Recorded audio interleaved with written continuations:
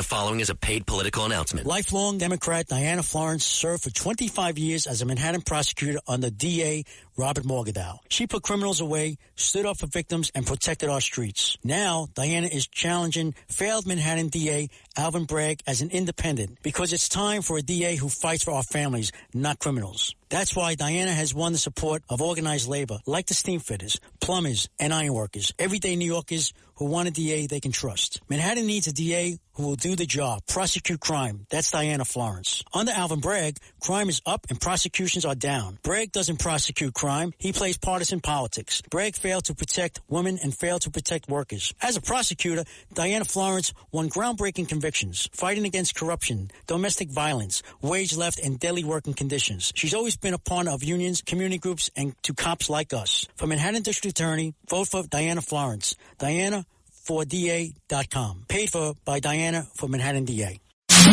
It's Another Side of Midnight. Political humorist T.J. McCormick. Now, to the Bernard McGurk studios of 77 WABC.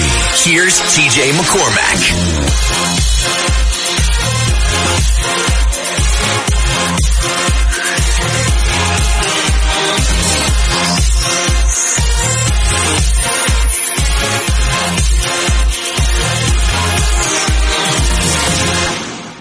And now, joining us here on Another Side of Midnight with T.J. McCormick on 77 WABC, we have really, for the first time ever, somebody that, for everybody listening, doesn't need an introduction. I'm very, very happy to welcome Charlie Sheen to the show. Good morning, Charlie. Welcome. Good morning, T.J. Thank you. Thank you. That's a lovely intro, even though it wasn't supposed to be introed. Yes, true. Yes. Right. Yeah, he doesn't need it. one. He doesn't need one, but I'm going to give one because, perfunctory stuff, I'll take it. Thank you. Thank you. Well, listen, man, congratulations on everything going on in your life now. You've got a hit on Netflix, which is reaching a fantastic audience, and which we'll talk about. And you've also got this great new memoir called The Book of Sheen. Congratulations on all of this, man. Oh, thank you. Thank you. Yeah, it's exciting. I mean, who would have thought that I checked two boxes for two projects that I've nenever done before, and just rolling the dice, and that they happened at the same time and weren't planned as such. Really? Oh, okay. Tell me about that. How did it come to be then? I wasn't like, all right, this is the 1-2 punch that's going to, set the record straight and get everybody's attention. No, it wasn't anything like that. I've been thinking about the book for a long time, but didn't have enough perspective, didn't have enough distance between, all the stuff and the now, and so I just knew, I knew that I would know when the time was right to say yes and sit down and start it. And then this gentleman named Andrew Renzi comes into my life, and I watched a couple of the documentaries that he did. And there was one called Pepsi, Where's My Jet, which I thought was brilliant, right? And the storytelling. And then I was like, well, he's never really done a celebrity doc. And I hate the word celebrity, right? Even though I think celebrate is kind of the root word of it, right? Which is fine. Sure. He'd never done a doc about a well-known actor. How about that? Okay. But he did this episode of Untold about Jake Paul that I watched, and I was like, oh, damn. Okay. All right. Yeah. This guy knows what the hell he's doing. Yeah. Like on every front, Yeah. And so when we sat down, it just happened to be right around the time that I was planning on starting the book. And it really, they actually kind of fed each other, because the research that Renzi and I did for a year leading up to actually sitting down for those interviews was research that was lending itself to the book as well. Right. And the book, by the way, again, the book is called The Book of Sheen, a memoir. It reads, your style strikes me a lot like Hunter S. Thompson. That's amazing. Wow. There's a really cool beat to how you write. You write like you talk. You talk like you write. You get the sense that a lot of this stuff was hitting you organically in the moment, and it was making its way from your brain to the page in that order in very short time. And it doesn't feel like a ton of editing either. It feels like it just really flowed, and you were just sitting there telling the truth in a really fun way. That's amazing. Thank you. I'm literally going to call my mom today. Yeah. And tell her that you said that. Yeah. About Hunter Thompson. Oh, totally, man. Oh, totally. Seriously, Yeah. That is wow. That is like a giant high five. Thank you. No, of course. Well, that's the reason that I knew I had to write it myself. Yes. You know, they had talked about a ghostwriter. I'm like, but then I'm just a storyteller again. Mm-hmm. You know, mm-hmm. and I think that's what separates the book from the doc is, you know, there's a lot of pressure to perform when you're on camera, and be yourself and all that. But you still have to be engaging, entertaining, concise, detailed, right? Yeah. But to tell that story or a similar version of it, and you have 2 weeks just by yourself at like 3 a.m. when all the voices are screaming. Yes. I know those voices. I know those voices.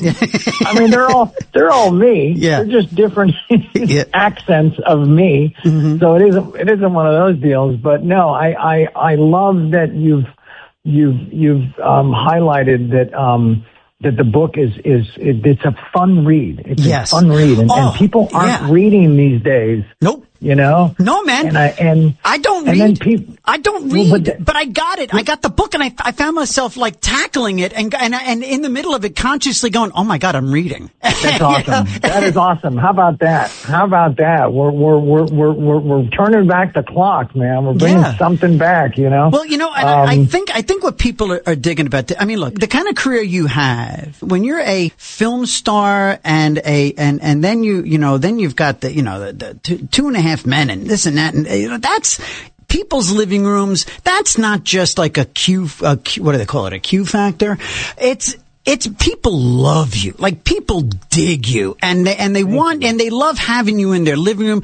And I think when you're going through your trials and your tribulations, I think you have more people rooting for you than the usual celeb. I think a lot of celebs, celebrated actors, I think a lot of people find themselves up against it. People feeling, well, good, knock them down a peg. But I think in your case, because I was living in LA when you were hitting some of these low points, I guess you could say, some of these struggles, these headwinds. I was living in Los Angeles and I was swimming in some of those circles. I was a stand-up and an actor myself. And, wow. And I knew some people that were in your universe, and, you know, and it was really interesting how many people were rooting for you. And so when this book comes out, and it's an honest to God, really cool, fun account of the early days, the beginnings of somebody who would eventually come to endear themselves and find their way into, like, you know, tens of millions of Americans' living rooms every week. I think it's the kind of thing that's just going to just propel this book, and clearly already the Netflix show, you know, into the next level. And so, yeah. That's amazing. Thank you. No, Thank you. You're Wow. welcome. And so, listen, you start off, though. I think this is what grabs me. You start off opening, you pull back the curtain opens, and you're already almost dead. Wait.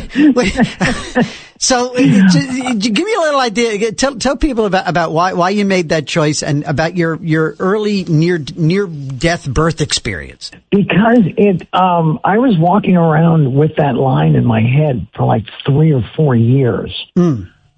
I don't have it perfectly memorized, but on September 3rd, 1965, in New York City at 10:58 p.m., I was born dead. And I thought, okay, now if you think about the two quotes that the book, you know, it's Hemingway and Cheech and Chong, right? Yep. So I thought, all right, what supports that? All right, born dead. It just doesn't, it's a complete oxymoron, right? Mm-hmm. And then, I had these stuttering problems as a child and into adulthood, and still kind of lurks, it's still there a little bit. And so I wanted to explore that the umbilical strangulation could have been connected to that. Mm-hmm. I also, I've had a middle name my whole life that people have made fun of. Mm-hmm. And I've had to always, try to take some false pride, and it's the Irwin with an I, right? Like that matters. Uh-huh. It's still that name. Yeah, right? Yeah. And so I just kind of saw opportunity in that first chapter to talk about that stuff, and also set the tone a little bit that this is,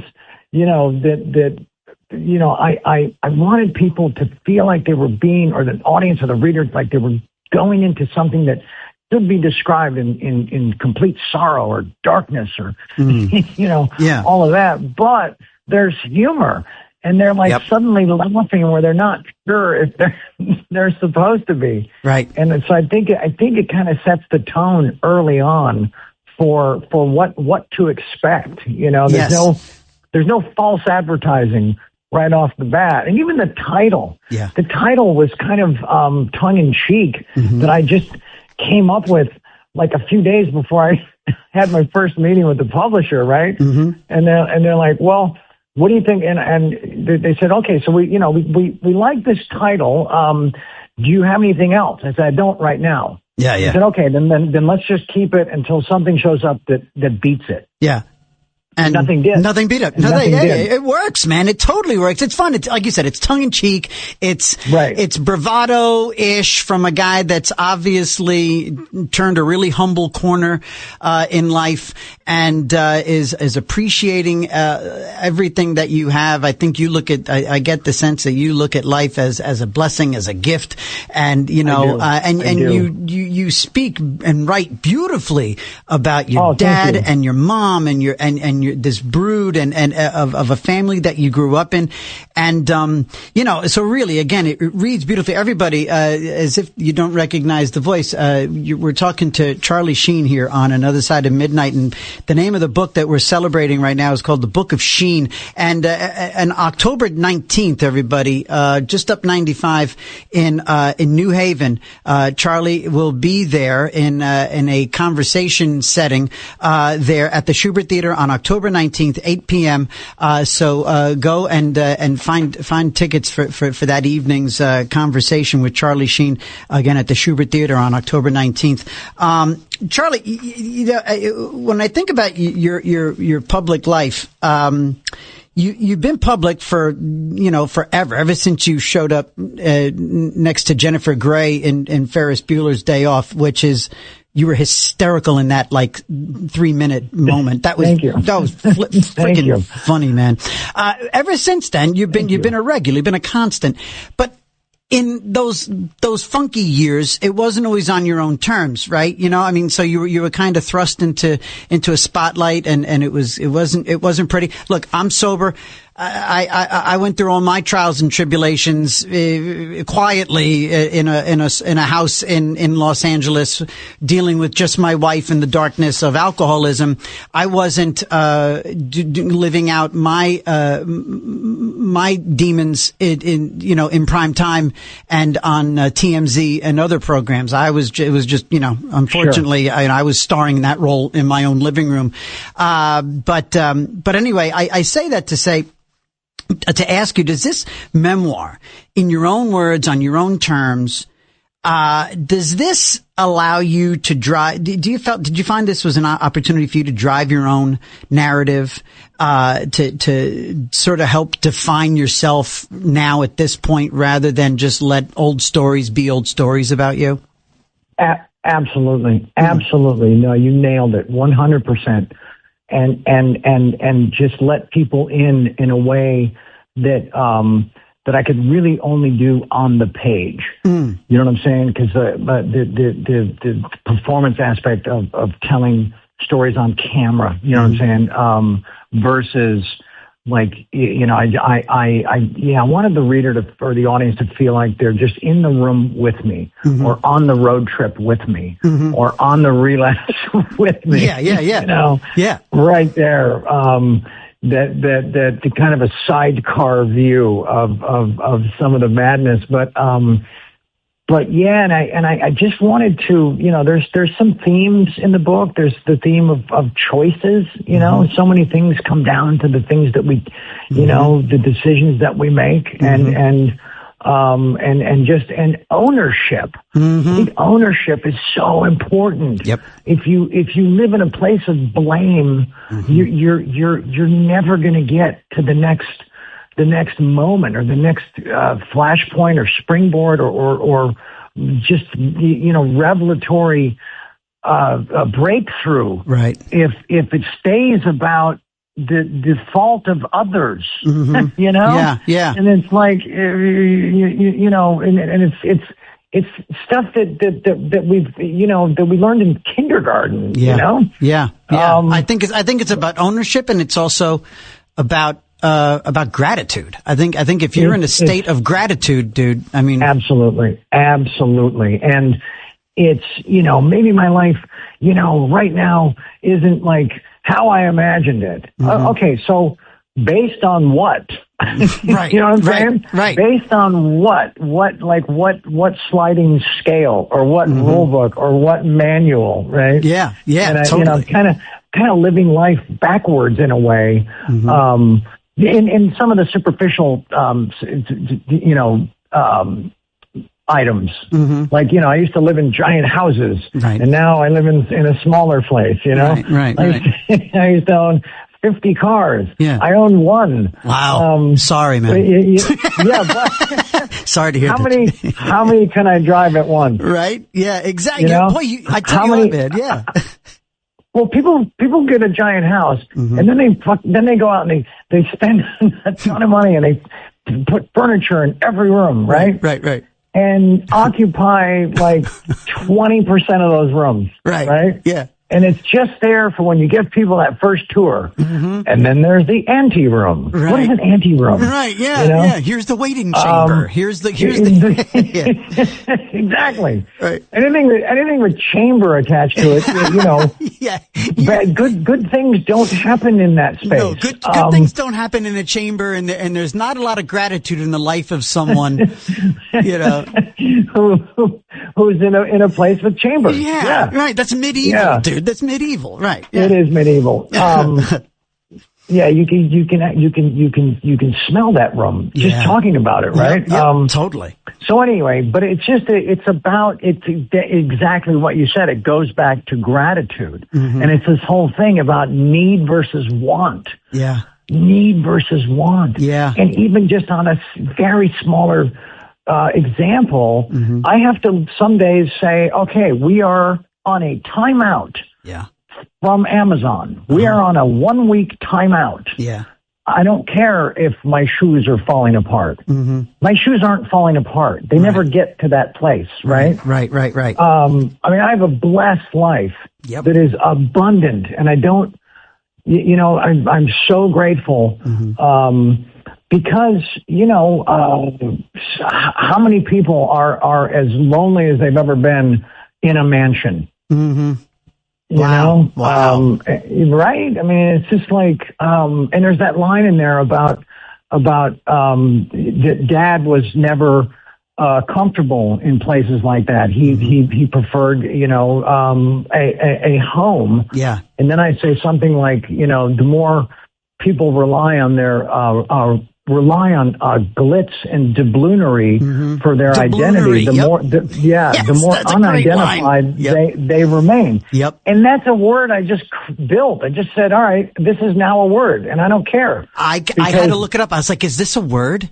It was brilliant. Doubloonry, man. I mean, it was, because it also elicits images of pirates and booty and treasure and glistening gold, right? Yes. Or glinting, rather. Glinting gold. Yeah, man. Yeah. Oh, no, it was brilliant. Doubloonry. I mean, I actually told a buddy of mine in the car on the way here to the studio to record this. We were talking. I told him I was going to be talking to you, and I said, "You ever hear the word doubloonry?" And he took a guess, and I was like, yeah, that's what he meant. You mentioned your That's dad. awesome. You mentioned your dad, and I'm just wondering, I'm curious about the role, that your dad, your brothers, your sister, what role, your mom, what did they play in the process of writing the book? And I'm also curious about your recovery journey. Tell me about the role that they might have played in some of these recent years in your life.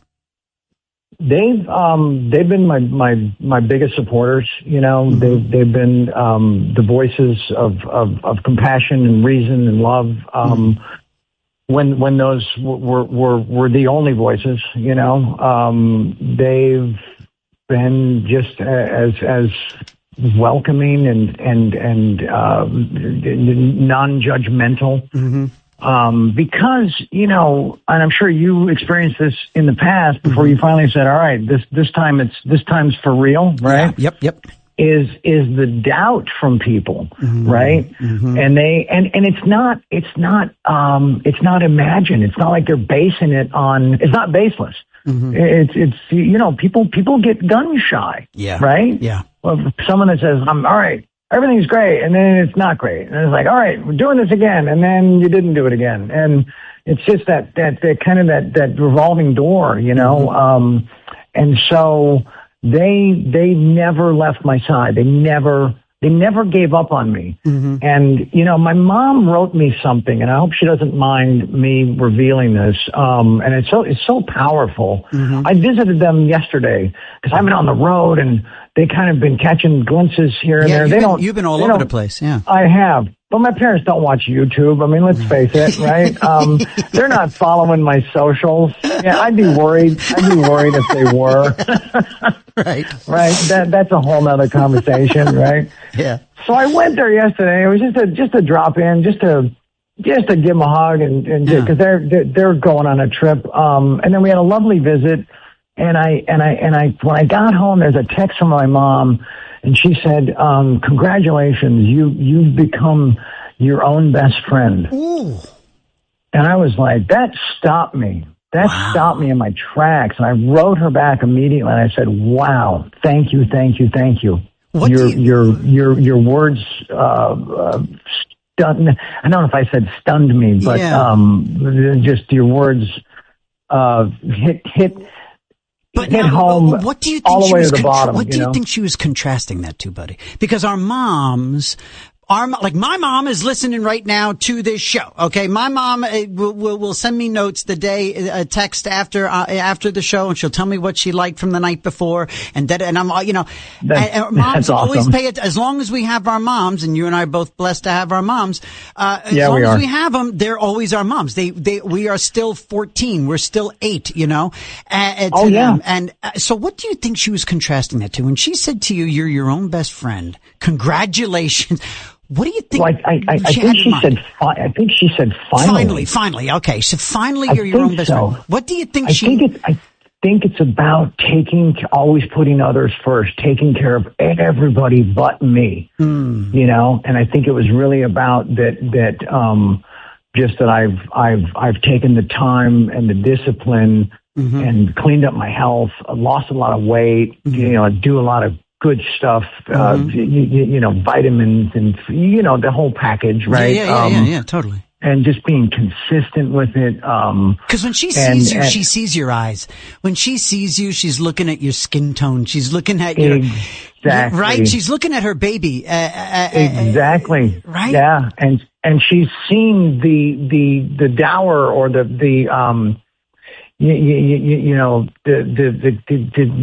kind of the shallow version of, that she's seen for so many years. Right. Right. Well, you were on the edge at one point, buddy. You were like, could have gone either way, man. Right. I mean. Oh yeah. Geez, oh yeah. Right. Oh, and that's the thing I hang on to today is that I've just dedicated it as a reality that the next hit is fatal. Yeah. Yep. And that's just, and that real or imagined, debatable or otherwise, that's what I'm going with. The next hit is fatal. Yeah. And I I see my kids at my funeral. Yeah. And I see all the people like, and it's not like a funeral or a guy gets hit by a train in his car, right? Right. Because there's going to be a couple chuckles from the podium, right? Yes.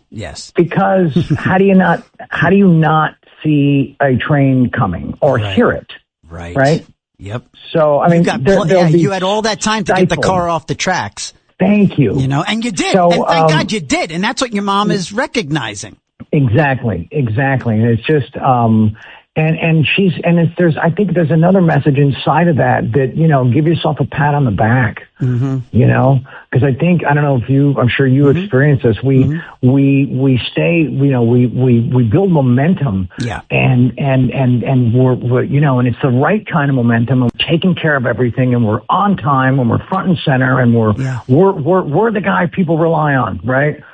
And then but we're not always honoring ourselves in that, because we don't put ourselves first. And especially with children. Do you have kids? I have 2 teenage daughters. Yeah. So yeah. But I think it's just carving out a little bit of time for ourselves, just to. Yeah. I heard a guy say years ago. He hopes that his prayer at night was that he hopes to be treated tomorrow exactly how he treated everybody today. That'll keep you honest, right? Exactly. Meaning if he was a dick, he's going to encounter that. Dude, it's because you know what? And by the way, everybody, we're talking to Charlie Sheen, and the book is The Book of Sheen, and I think honestly, dude, you referred to like celebrity, celebrated actor. You're celebrating your own story, which deserves to be celebrated because you're on the road to a very happy crescendo, as opposed to like a tragic crash that everybody would have been mourning. So many people, because everybody had just fallen in love with you over those years of great success. And so this Book of Sheen and the program on Netflix, which is AKA Charlie Sheen, it's all a celebration and it's well deserved. But what I'm getting to though is this: what you just said. It's all about behavior. My sobriety. It's not about not drinking anymore for me. It's not about that. I mean, yes, of course, I can't drink. It's a non-starter, but it's about the behavior. My alcoholism lives in my behavior, because if I'm being lousy to my wife, who saved my life by kicking me out of the house. We were living in Sherman Oaks. We were living in Studio City when I got sober. I got sober in the Valley. And, oh, wow. Yeah. I used to live in Sherman Oaks. I get it. I know all of that area. That whole scene. I got sober at my meetings were at a church on Moore Park Street. And, right, sure. There you go, right? And, anyway, and so, my behavior today, 20 years into my sobriety, is what defines my sobriety. If I'm a complete jerk for an entire day, I feel like I might as well have started drinking again. So, clearly you're into that notion that it's a blessing. It's about behaving right, and it's about keeping your feet under you and loving yourself and giving yourself a break, right? I mean, it's this dance. It's this daily dance. Of course. Yeah, and then it's also practicing what we preach. And one of my favorite expressions, because it's true, is that no one is above common courtesy, right? Beautiful. You can't debate that, right? No, it's just a fact. Yeah. And so did I, just kind of, we tend to review our day, right? Yep.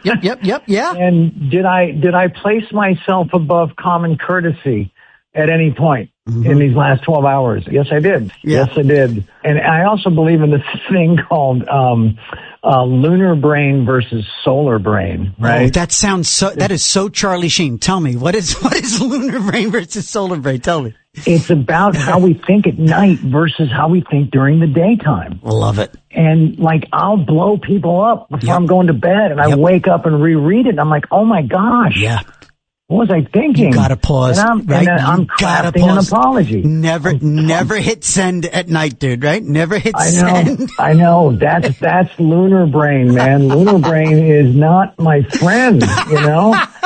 But, however, Lunar Brain wrote most of that freaking book. So, well, this book, I'm telling you, everybody, you know, this book, the Book of Sheen, it's written with it's one of, you know, you said it's kind of like a co-pilot, right? Like a sidecar view into your life. You also get the sense too that you're also telling the reader, hey, look, it's okay to laugh. I'm making fun of this moment. It's okay.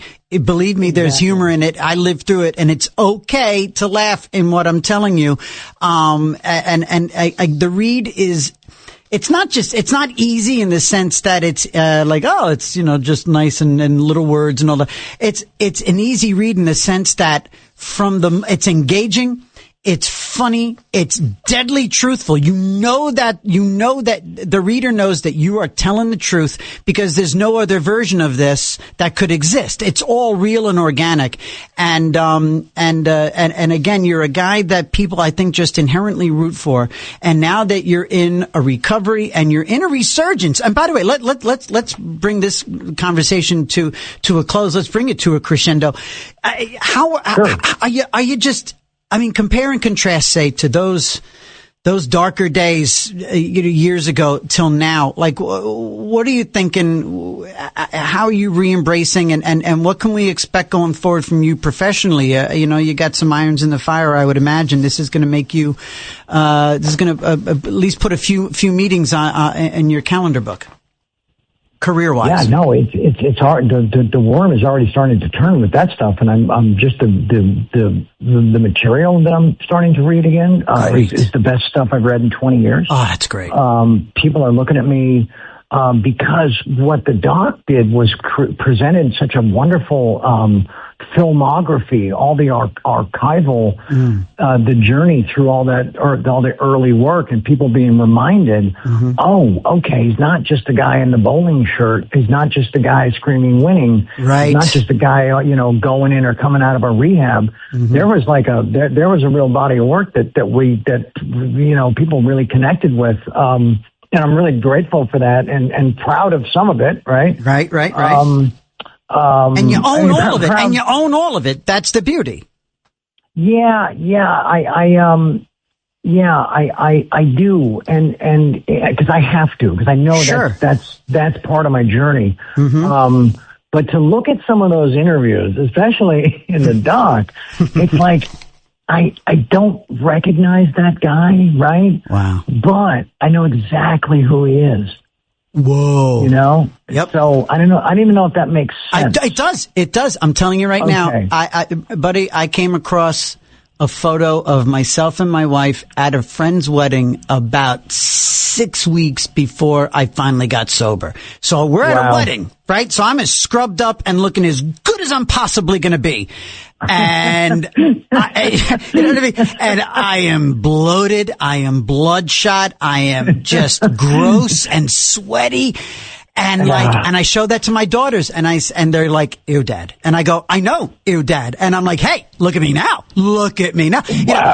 Wow. But again, it's those moments that, you don't recognize the guy, but you know, you do get it. It's like right. And it keeps you honest too. It keeps you honest you don't want to revisit those days. Right. Cause that guy, that version didn't, fly in from another planet, right? Right. He came from inside of my planet, right? Yep. So I think that's the stuff I got to keep close. And just touching on the thing about the next hit is fatal, right? Yes. The fantasy that I have about booze, right, is the first hour. It's just the first hour. Right. The first hour is the greatest hour in the known universe, right? Yep. It's the next 300 hours. Yeah. That wind up, and you've bought a one-way coach ticket to Amsterdam, right? And and you're not just in a different area code, you're in a different country, right? Yep. With people that you don't know that now have your passport. Yep. That now have, you know what I'm saying? It's just like, it's post first hour that where things, things get tricky. Yes. You can file that under, 1 is too many and 50 is not enough. Right. You know, and it's, but also in writing the book, right? Really drilling down into all this stuff, and some of it was tedious, some of it was really fun, some of it was painful, right? But it's also it was a research project about okay, what's left? All right, what could possibly be left in that world? Yeah, and there's one thing left. Right. The ultimate final trip. And? Death. Oh, boom. Right? Yep.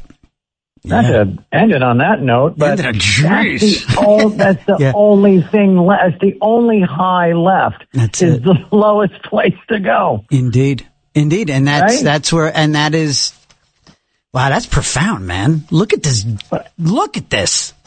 I don't know. I'm just saying. You're right. No, you're right. 100%. And again, people, look, everybody listening, you've got to grab the book of Sheen, on Netflix. The doc is called AKA Charlie Sheen. If you haven't seen it yet, all your friends are talking about both items. Everybody can get the book. They can get it at Amazon. They can get everywhere with the books, right? Yeah. As far as I know, yeah. And for people here in the New York metropolitan area in the Northeast, this coming October 19th at the Schubert Theater in New Haven, Connecticut, you can go and see Charlie in conversation, talking about his life, his career, his new book, his new documentary on Netflix. October 19th at the Schubert Theater in New Haven, Connecticut. Go to the Schubert Theater's website and get tickets now. And Charlie, man, this jumped onto my possibility list. I'm so glad that we were able to work with your people and get this conversation in the book. And this is amazing. I'm so happy for you. Yeah, my day has peaked. There you go. Now what? Right? Now what? Yeah. Now you're screwed, right? What do I do? I just go back to bed? What do I do? Just sit still. And just bask in the glow. Just bask in the glow. That is you, my friend. Listen, really, congratulations on everything, and we're both trudging the same road to happy destiny, and so I can relate. I can relate on that level to a lot of it. So God bless you, buddy. Hang in there, and congratulations. Awesome. Thank you so much, Charlie Sheen. Can we make sure this is not our last conversation? That would be great. Yeah, maybe I'll pop up in New Haven, and you'll have to pretend to be happy to see me. I wouldn't have to pretend. So there's that TJ. Great. Okay. And yes, well, hopefully make that happen. Maybe I get up 95 and come catch that evening. If you could, it'd be great to meet you. Very cool. Thank you, Charlie. Sheen. I mean, we've met, but in person. No, of course. Indeed. Yeah. Yes. All right, brother. I am so proud of you, and keep on keeping on and trudge on, and we will definitely see each other in the near future. Be well, Charlie Sheen. Thank you so much. Take care. All night long. This is Another Side of Midnight with TJ McCormack. 77 WABC. The following is a paid political announcement. Lifelong Democrat Diana Florence served for 25 years as a Manhattan prosecutor under DA Robert Morgenthau. She put criminals away, stood up for victims, and protected our streets. Now, Diana is challenging failed Manhattan DA Alvin Bragg as an independent because it's time for a DA who fights for our families, not criminals. That's why Diana has won the support of organized labor like the steam fitters, plumbers, and ironworkers, everyday New Yorkers who want a DA they can trust. Manhattan needs a DA who will do the job, prosecute crime. That's Diana Florence. Under Alvin Bragg, crime is up and prosecutions are down. Bragg doesn't prosecute crime. He plays partisan politics. Bragg failed to protect women and failed to protect workers. As a prosecutor, Diana Florence won groundbreaking convictions, fighting against corruption, domestic violence, wage left, and daily working conditions. She's always been a partner of unions, community groups, and to cops like us. For Manhattan District Attorney, vote for Diana Florence. Diana4DA.com. Paid for by Diana for Manhattan DA.